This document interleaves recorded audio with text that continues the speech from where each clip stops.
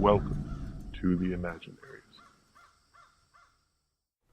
Welcome to the Imaginaries podcast, where we talk about all things imaginary. Science fiction, fantasy. That's pretty much what we do.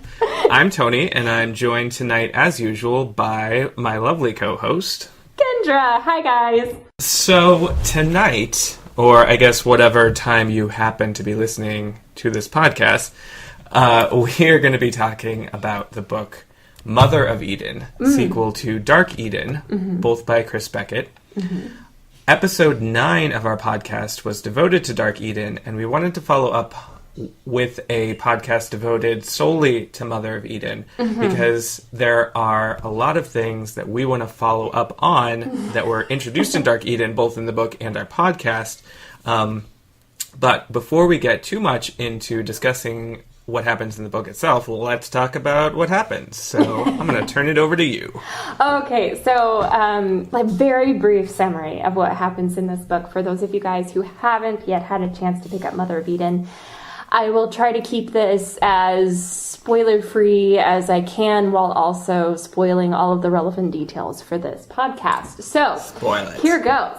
Mother of Eden is set far in the future from Dark Eden. None of the characters that you were introduced to and grew to know and hate, or know and love, depending, are around in this book. So you're starting with a clean cast. And essentially the plot follows the Romeo and Juliet storyline almost to a T, in that we have Starlight Brooking, who is probably what you consider our main character, or one of our two main characters. And she goes on a journey. She's a little bit of a rebel. She wants to explore new horizons, etc. She goes to this nearby, slightly larger town than the one that she's from, and there she meets Greenstone Johnson, heir to a rival sect of Eden inhabitants. And he is, posh and rich and has a nicer waist strap made out of fabric instead of animal skin. So he's clearly an advanced person. And he's just very attractive. And she is very attractive. So it's a Romeo and Juliet showdown. She decides to hop on a boat ride with him across the world ocean and to become his, what's the term? Oh, I forget. I don't remember. It's like his housewife, essentially. She becomes his housewife. And so she agrees to this, and they journey across Whirlpool, as it's called, and arrive at his home territory, where promptly she discovers that it's patriarchal and extremely restrictive.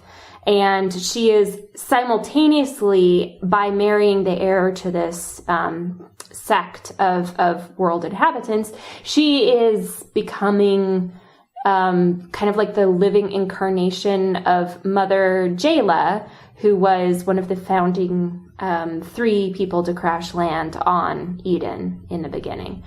So she then has this sort of mystical maternal power, goes around raising the common people.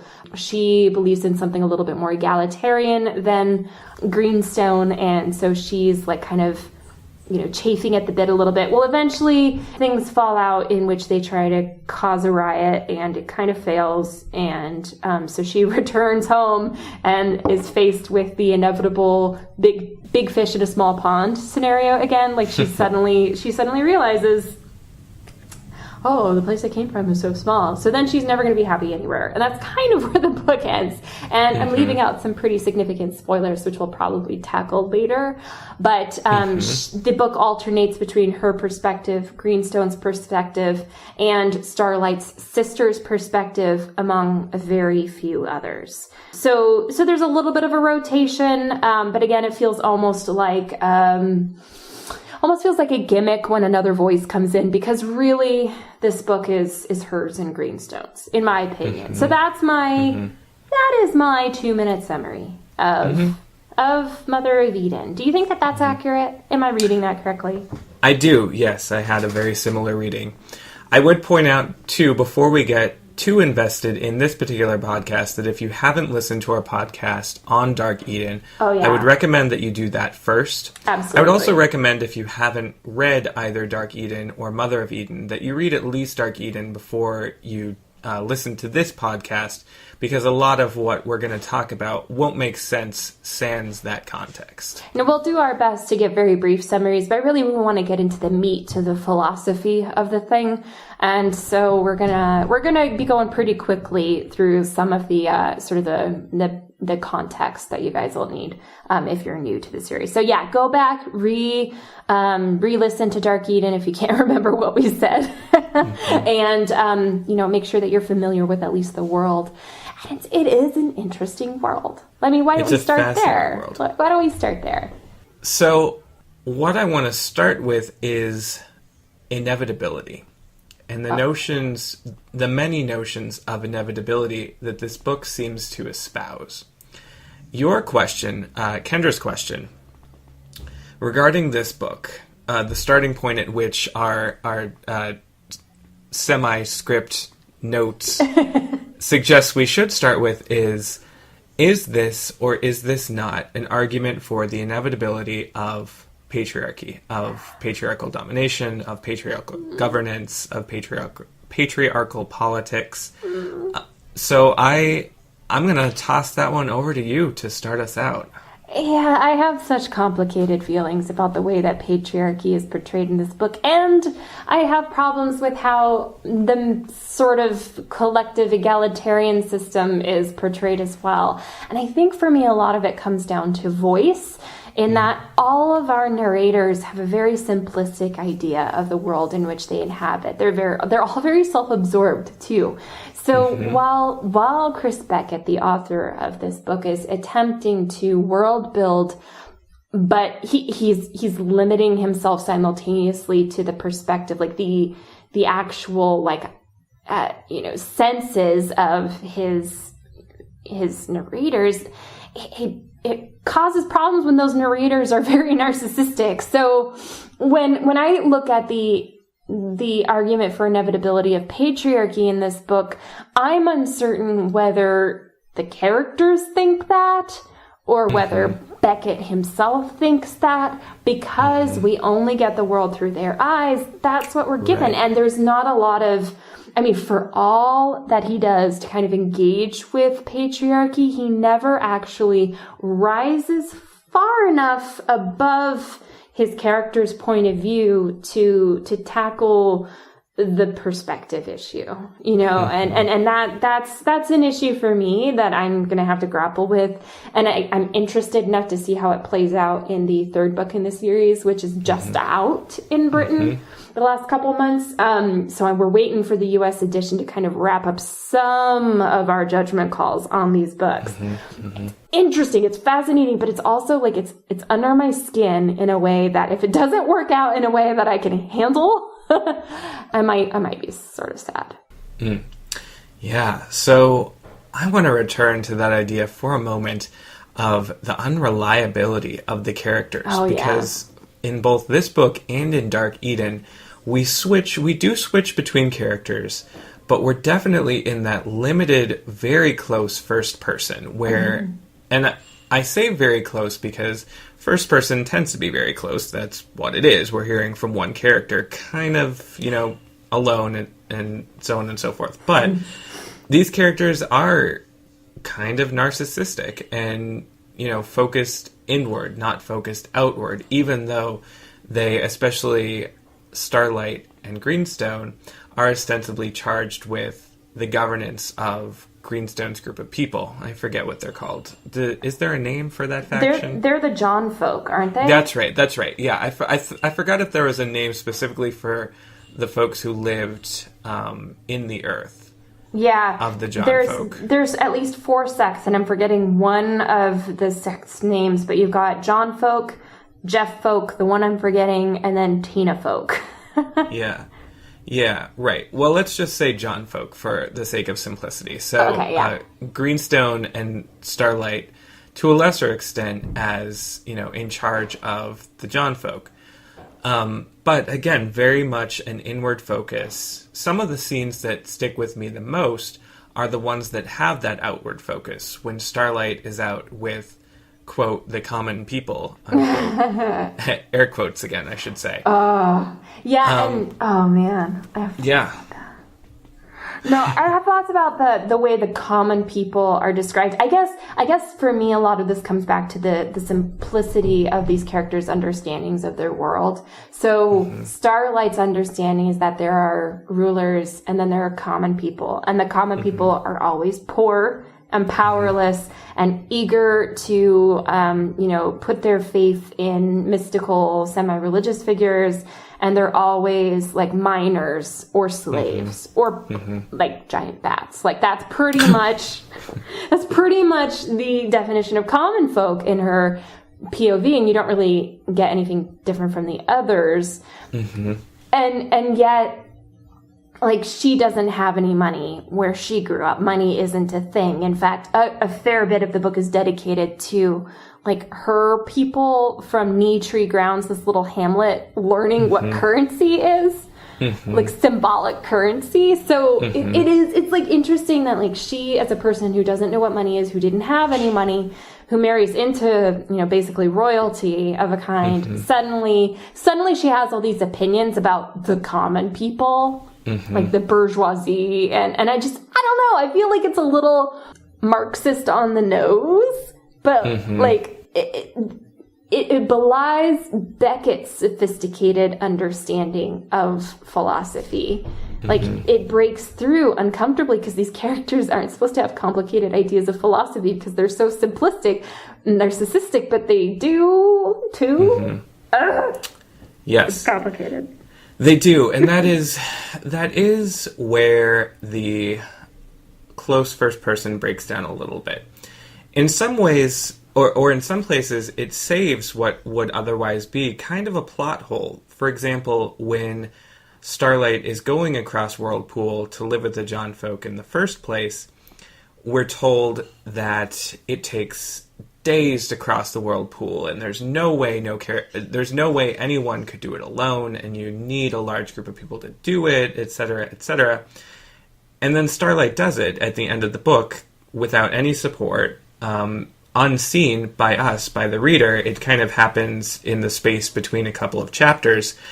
And when I first read the book, I was really not happy with that decision because I wanted to know, there's so much that's spent building Starlight up as an exceptional normal or a normal exceptional. I'm not sure exactly. Yeah, no, it's totally contradictory. Like her character is a study in contradictions. Greenstone's a little bit easier to peg.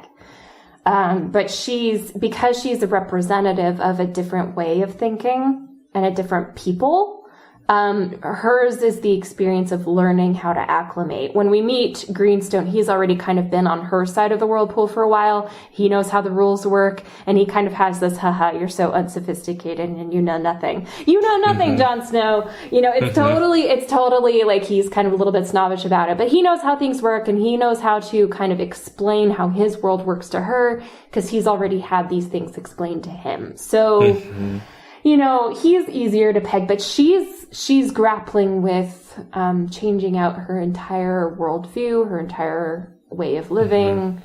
And so that, therefore, in my mind, should make her the more dynamic character. I'm not certain if she is a dynamic character in the end. I don't know. I have complicated feelings about that, too.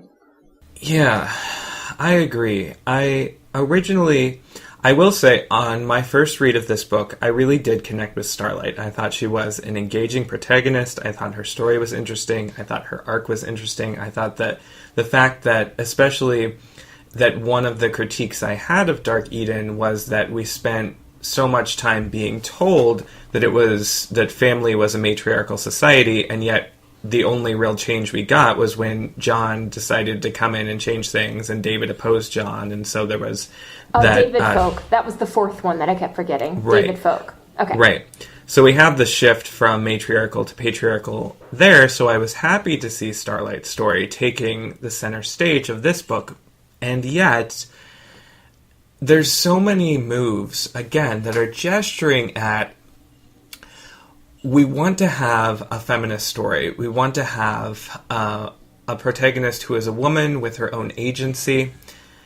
Mm-hmm. But so much of this is embroiled and brought down by its troubling associations with patriarchy and assumptions that patriarchy is kind of inevitable, that's the way we go, because we're set up in this world to see that the John folk are more advanced. Not really a different kind of advanced, but sort of cut and dry, more advanced. There's a linear progression. Yeah, it's very Jared Diamond's Gun, Germs, and Steel, but played out in a futuristic science fiction context. I for agree. Sure. So, but then what we see, and, if the John folk are seen as more advanced, period, end of sentence, therefore there are obvious arguments made for their way of life and what they're doing and sort of the inevitability of these developments. And patriarchy is one of them, but there are others as well. The inevitability of war, that people will always fight people, it's in their natures. The inevitability of rape, that men will always rape women, it's in their natures. The inevitability of money and economy and currency and capitalism, then that's just sort of what we do when we get to be enough people, that we will have symbolic currency and give ourselves over to this sort of economic system. And I sort of see what we're doing, I see some of the logic, because obviously this is not a world that started completely from scratch. This is a world that started from futuristic folks from Earth who presumably, imparted many of their ideas, some of which have shifted in the many generations since, some of which haven't. And yet, there are still arguments being made here, as there were in Dark Eden, that I find troubling about the way that societies develop. Yeah. All societies. Yeah. I have issues with inevitability as a structural concept in any book, period. And I don't think I'm completely off base by thinking that there are alternate ways of living, and alternate ways of living in community even, to capitalism. And there was this fascinating piece that was on NPR last week, and I'm not going to remember any of the details pointedly enough to actually give you the piece itself, but there's a town in England which has decided to plant all of its public spaces with food crops that then anyone can eat. And it has become a model for cities across Europe and the US and Australia and elsewhere. So there are a bunch of towns now doing this, basically free foraging sort of concept, and they're having a lot of success with it. And that's one way to kind of within the profit-based capitalist society, find a new way forward into a different future. And I think if people can be that creative in real life, then they can be even more creative in literature. So yes. I want to see reaches like that. And if I can interject just another example, the Mondragon Cooperative in Spain, which again is operating within a capitalist system. It is a cooperative, so there's no extreme poverty, there's no extreme wealth. It's still, based in capitalism, but it's a community of several about 21,000 people in 2015. And I mentioned that because that became the basis for Kim Stanley Robinson's 2312, the world government, I want to say, or the world economy, something like that. You know what I'm talking about. I do know, and I'm not certain if it's the world economy as in based on planet Earth, because so much of 2312 takes place off planet, and a lot of the Mondragon references are in relation to the outer planets in their post-excess, is that what they call it? Their post-excess society, because Earth is still, in 2312, mired in poverty and still tied up somewhat with capitalism. Yeah. So a lot of the Mondragon concepts are actually played off planet, so it's a little misleading to say that that's, the world building. But, that's all beside the point. I think what's fascinating about Kim Stanley Robinson, what keeps me coming back to him, is something very different from what keeps me coming back to Chris Beckett. Kim Stanley, it's all about the world building and the really interesting philosophy. It's less about the characters. Chris Beckett, I'm here because the characters are weird and because it's compellingly readable. The chapters are short. The tone is light. There's not a lot of dense language to get through. Some of the linguistic quirks in Dark Eden are just done away with. Like he didn't even bring back those linguistic quirks. We're much closer to standard English in Mother of Eden. And part of that may also be like the inevitability of sophisticated. I don't know, whatever. But I like Chris Beckett's style. I'm not certain I buy into... I think what captivates me about the characters is that I don't quite know what to do with them. But Kim Stanley Robinson, the characters are a little bit flatter than you're going to see in Chris Beckett. The world is perhaps richer and more well thought out, but, it's a different experiment. But I would like to see some of those more ambitious moves in terms of creative thinking about inevitability here. And I'm hoping that Daughter of Eden really pushes that further.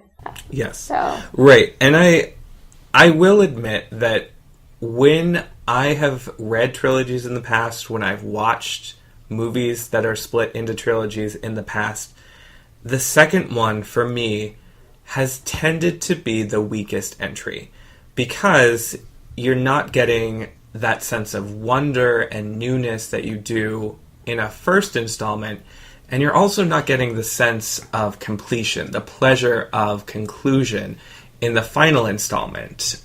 So the second has to sort of start without starting and end without ending. So if this was intended to be a trilogy, or perhaps more, perhaps this is a middle volume of something that's longer, that's still more difficult to do. So I do want to, give that some of the difficulties that we may have at this point may be resolved in Daughter of Eden or a future work in this series.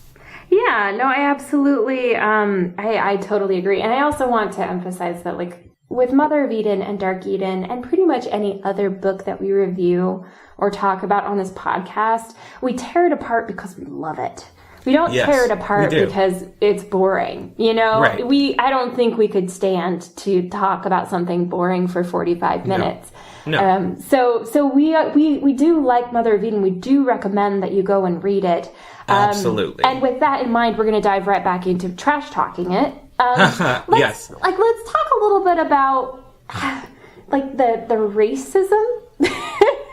For lack of a better term. For the bats? Against the bats? The bat-faced people. Okay, so I think there's two directions we could go here, actually. And I do want to go in both directions, but let me present them as two choices to you, Kendra, and to you, listeners, and we'll see which way we want to go. So I think we could go out-and-out speciesism and talk about the bizarre place the bats hold in society once we learn apparently that they are intelligent and can speak and are being basically used which as nobody had slaves. discovered before, really. Right.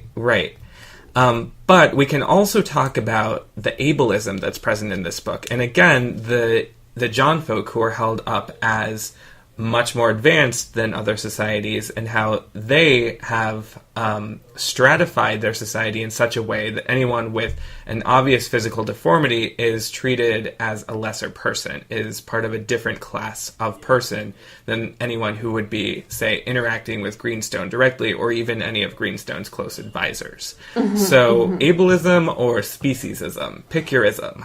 Oh, let's go with ableism, although all of the isms are great. Yeah. I mean, they're not great. They're not. No, they're not. Don't do them. Don't do them, people. They're not. Don't go do any of the isms, dear listeners. Please don't. Okay. So let's talk about ableism. Yeah. Eugenics. Yeah. Oh, eugenics. Well, okay. This is definitely... all right, go ahead. So I think a great place to start is actually with another comparison to Kim Stanley Robinson. If you'll bear with me, dear listeners, we will eventually talk about Kim Stanley Robinson in his own podcast. However, today I just wanted to talk about the difference between Dark Eden, Mother of Eden, their universe, as compared to the universe of Aurora, Kim Stanley Robinson's latest mammoth masterpiece. The idea in Aurora is, you've got a generation starship going out to take humans to another solar system. It's discovered that it's not habitable, so they turn around and come back. But they're running into all kinds of problems, like really significant problems, because of a genetic bottleneck. They don't have enough genetic diversity in even an enormous spaceship populated by hundreds and hundreds of people to keep their population healthy enough to survive in the long term. Like, they're not viable.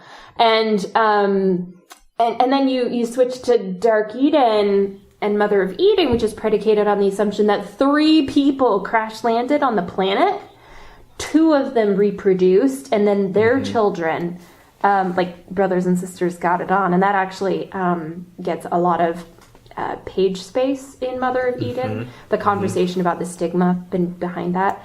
And so the children then get it on, and all of their children then completely populate the Eden. They completely populate an entire planet. And there are some genetic defects which show up, but pretty much just one. It's called bat face.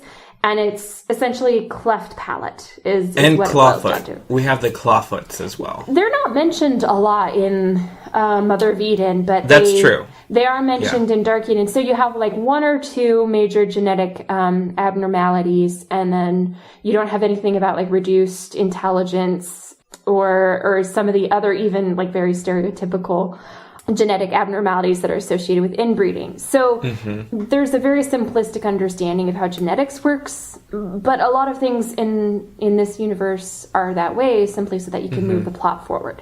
So I don't think of that necessarily as a weakness, as long as it was a decision and a conscious decision. However... If I can interject something there. Yeah, go on. So what I want to interject is that after having read both of these books, we definitely spent some time in the Dark Eden podcast praising the science in Dark Eden, both in terms of the astronomy and planetary science with this rogue planet, the ecology and biology, thinking about how this planet works, et cetera, et cetera. However here is that I think that this is a book that really is focused on more the social science than the physical science or the bioscience. So it's really trying to think about societal development, people interacting with people. And I love that because, unfortunately, there isn't enough of it out there. And I think that a byproduct of the social science focus, this is a piece of social science fiction, is that the characters are stronger because those characters are individual representations of some of the large concepts that the book is grappling with. So I'm more... If the book was really focused on how the generations had spread and the different genetic abnormalities and yada yada yada, I would be less willing to forgive the genetic science. But because it's sort of like, there were these 2 people, it's allegorical, they're genetic anomalies, etc. I'm kind of okay with that. I get what you're saying, and I don't want to like derail this train too much, but I do think it's youthful. I like how you derailed it. And let's skip my however, because I think your however is a better one. I think ultimately a lot of the things that we've been talking about, the inevitabilities, exist as conscious decisions on the author's part to put them at the service of a larger goal, which is to push this social science side of things.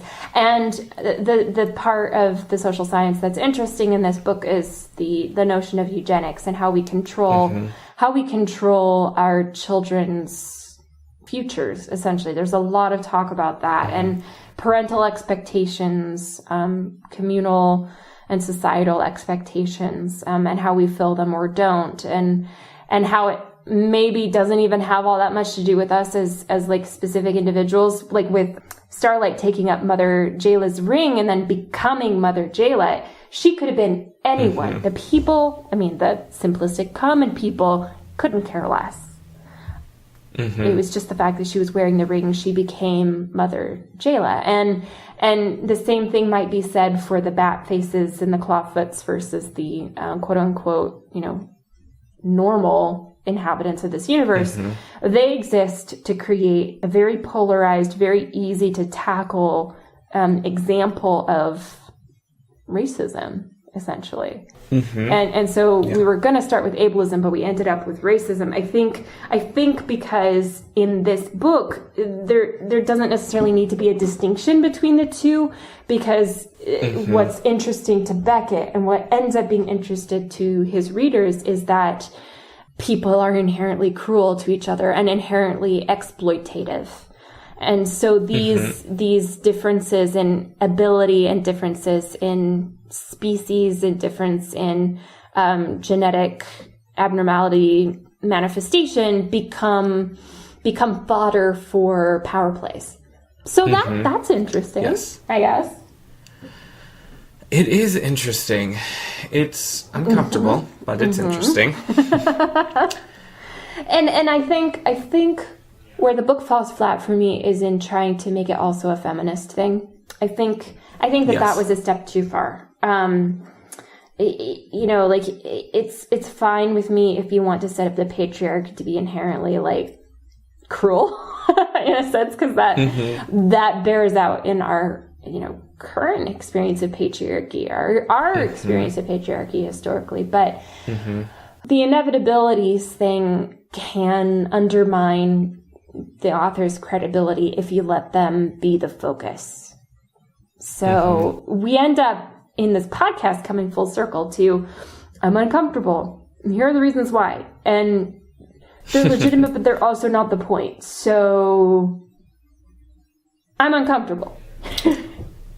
Yeah, right. And there are definite...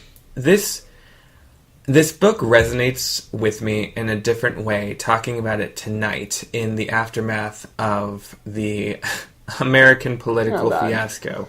Not to take anything away from the other political fiascos that are going on in the world, Britain. But looking at the inevitability of patriarchy and fearful men taking things back by force through a different lens, through the lens of fearful men in the U.S.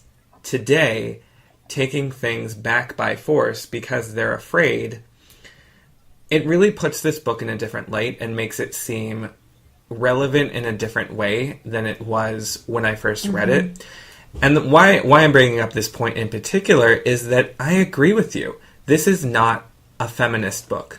And I wanted it to be so much because it's from the perspective of Starlight. It seems like it's going to be about Starlight. And when I say about Starlight, I don't mean that she's basically bounced from place to place, doing, from thing to thing, from event to event, always subject to someone else's agency. And yet that's kind of what it comes down to. Starlight only has power, only has agency, only has ability almost when she's wearing the ring, when she is the Mother of Eden. And the moments at which she, is sort of enacting her own agency. For example, when she's back on the whirlpool after she leaves the John folk, and she manages to escape, we see a little bit of it there. And I wanted more. And then between that and her arriving back at her home hamlet, it's skipped. It's in the black space between chapters. We see none of it. We see all of Starlight reduced to a break between chapters. And then Greenstone. And that was so frustrating. Fate, his ultimate fate, is treated in exactly the same way. It all happens off screen in the blink of, in between chapters. And that's a choice by the author. That was a deliberate decision, and I think it's to create mystique and to keep the breathless pace going. But I do think it may have been a wrong decision, personally, in my opinion, because you don't spend an entire book with characters unreliable and unlikable or not, and not come to see the world through their eyes a bit, come to appreciate them in some way, and to then have their most interesting moments just skipped over entirely. That feels like cheating your readers of something really precious. And I'm not just saying that because, final words, like a man's dying breath is, of such importance. I don't think that it is what it has been set up to be in a lot of books. But we don't even see the mechanics of how this patriarchal society enforces its patriarchy, because Greenstone's fate is off screen and Starlight is gone. Like, she's physically absent from the patriarchy as they're dealing with things. So, yeah, I think we get one very short chapter on the far side of Whirlpool after they've left, and that's pretty much it. And that's not enough. I'm sorry, Chris Beckett, give us more. You want to give us more. You like these characters too much to cheat them and us of some of those really important moments. So that's my little call to arms. I don't know if you have any points. Like, this is coming from the perspective of us as writers. I'm thinking technically what I could do when I'm writing my next book about, maybe addressing some similar weaknesses in my work. There are a couple of points that I do want to touch on before we get to the end of the podcast. There's one that I want to say just briefly, which we already introduced, and that is this idea of speciesism, the bats on Eden and their sentience, self-awareness, intelligence, etc. But even though I'm unhappy with the way it was treated in Mother of Eden, knowing that Daughter of Eden is now out, gives me hope. I suspect that a lot of what we saw in Mother of Eden, that groundwork being laid, was leading to Daughter of Eden and potential subsequent books in the series. Yeah. So I'm more willing to, not even delve into that in any detail, because if we don't see it in Daughter of Eden, then that entire podcast will be devoted to why the fuck weren't the bats anywhere.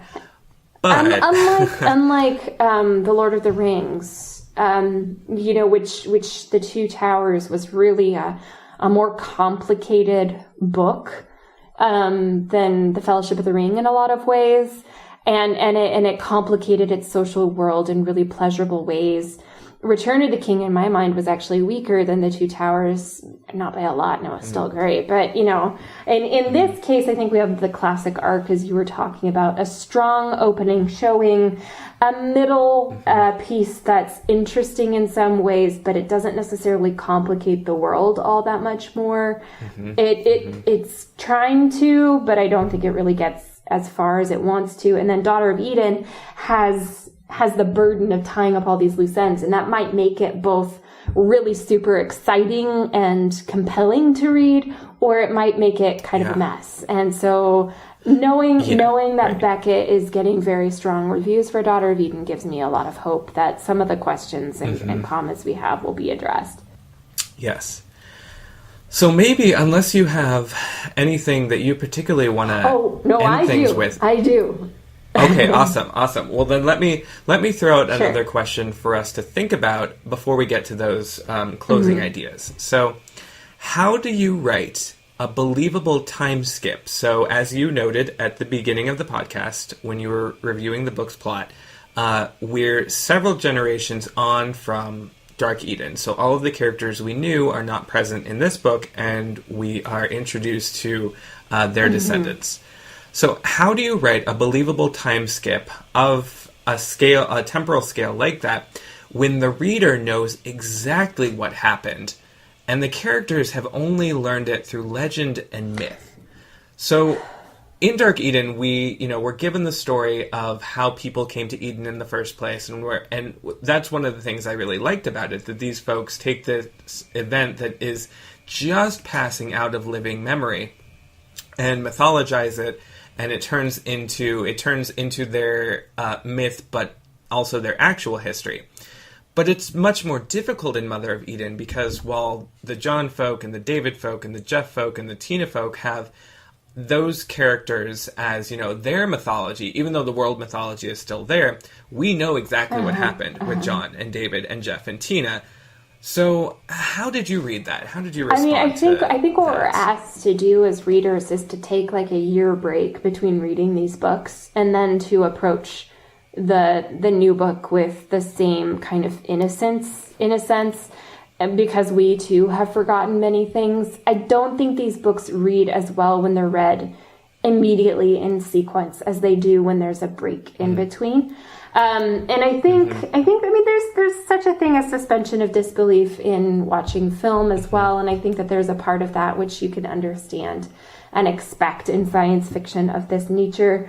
However, there are definitely some technical tricks that you can employ to get past something like that gap and to make it a feature rather than a flaw or a potential weakness. Look at it as an opportunity. So one of the most interesting things about this book is the conversation it sets up between oral history and written history. So again, it's very simply divided along the lines of Starlight as a member of the Jeff folk clan living at New Tree Grounds. She doesn't have written language, and no one on her side of the world pool really has written language. They have basic symbolic currency at Main Ground, which is the larger hamlet that they visit.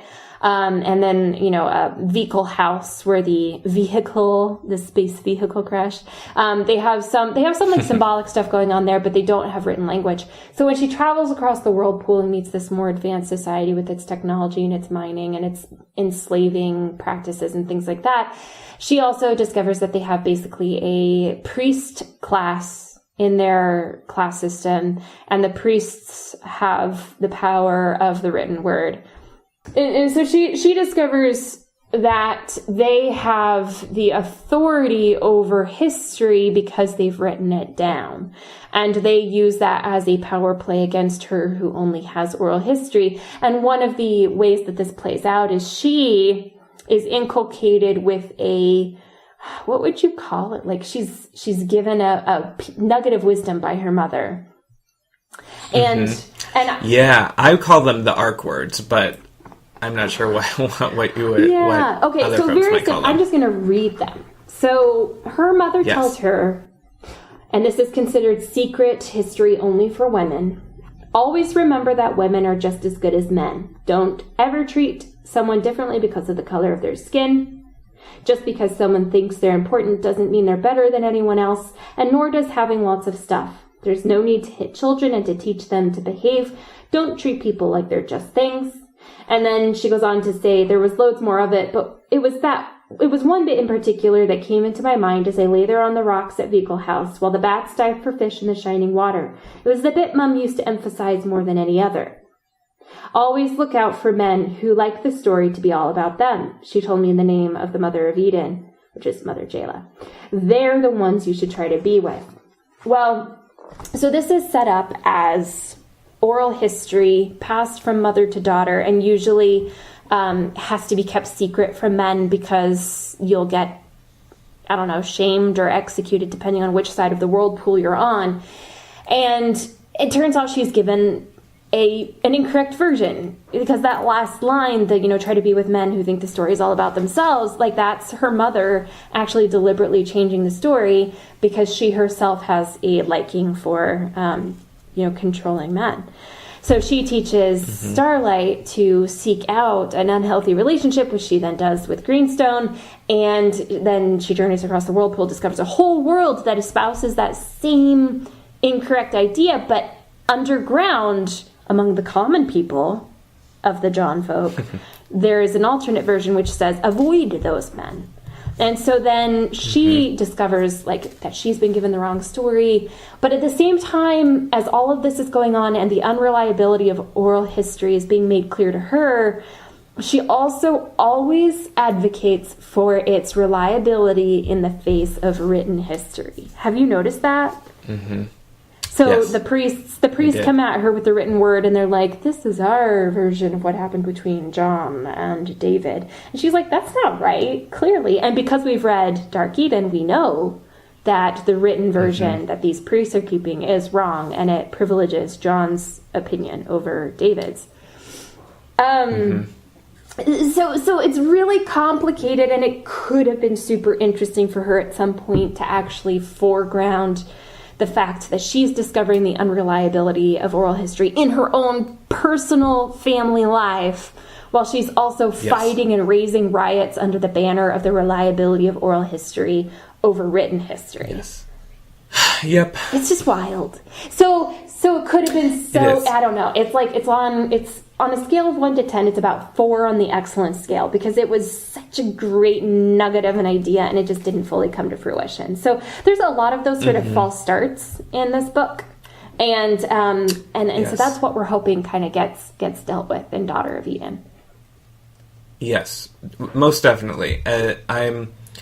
A lot of our feedback for this book, I think, is specific to this book, and we're holding back on a lot of ideas that we're hoping are going to be explored in more detail in Daughter of Eden. So we will definitely do another podcast when we have read Daughter of Eden, and we'll get back to you. And we'll let you know. And on that note, because I think we're getting close to wrapping up the show for tonight, if you're interested in getting a hold of these books, of course I advocate going to your local public libraries and the librarian to pick up the first 2. The third book is released in Britain, so if you are listening to us from Britain, you can go ahead and get Daughter of Eden already. We are not that lucky because we poor sods live in America, and the American edition is not out yet. Kindle edition might be available sooner, but I hate reading on Kindle. So, look for that probably summertime from us. So, yeah. Any closing thoughts, Tony? I do have... My closing thought is this. I don't want to sound so overwhelmingly negative about this book. Again, I will say we're tearing it apart because we really liked it, because we liked staying with it, we enjoyed the characters, we enjoyed being immersed in the world. And I do want to call out those words that Kendra spoke just a couple of minutes ago, the gist of which is beware the men who make the story all about them, is something that I love both this and Dark Eden for. Thank you for those words, because even though I called this book not feminist when I was, another few minutes ago, I am very happy with the fact that the women of this world have that. And live that. And the book, for all of its faults, and every book is going to have its faults, it really is trying. It might not get all of the way to a satisfactory conclusion, but it really is trying, and there are a lot of books that don't even do that. So we are grateful to Chris Beckett for being willing to bite off more than he can chew. I think that the challenge he set himself was a really good one and a really worthwhile one. And I'd also be curious to put this book in the hands of a young adult reader, like in the hands of a teenager. Because I think in some ways this book is written for people who are just starting to ask some of these questions about gender that you and I may have journeyed a little bit farther along in terms of figuring out how and where we stand on them, So my conclusion is also don't take this as an expose or a one-sided argument for why you shouldn't read Mother of Eden. It's great. There's a lot going on here, and again, I keep coming back to this idea that, what disturbs me is interesting. It's worth reading more stuff that disturbs me because it raises important questions. And we're in a political space right now that really requires us to keep asking questions and to ask specifically what truth is and what can we do to speak truth into other people's lives. That, I think, is the general direction of Mother of Eden. So. And unless you have any final closing points, I think that's an excellent place for us to end this episode? No, I think that's good. We pretty much got everything out there. All the venom and the vigor all at once. Wonderful.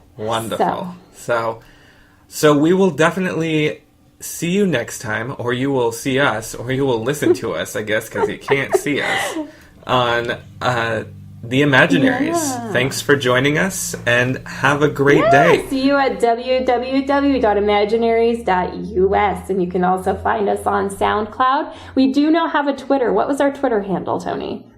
You can find us at imaginary_pod.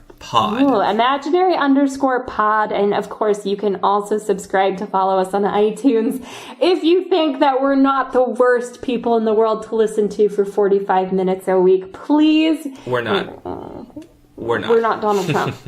Please give us a positive review on iTunes. That would be wonderful of you. Or just a 4-star rating or a 5-star rating, whatever you think we've earned. And we'll see you next week. We're probably going to podcast pretty soon about the second beauty of science fiction. And we also have some nonfiction lining up in the future. So hang in there. Yeah. Yeah. Yeah. Bye-bye. All right. We'll see you next time. Bye.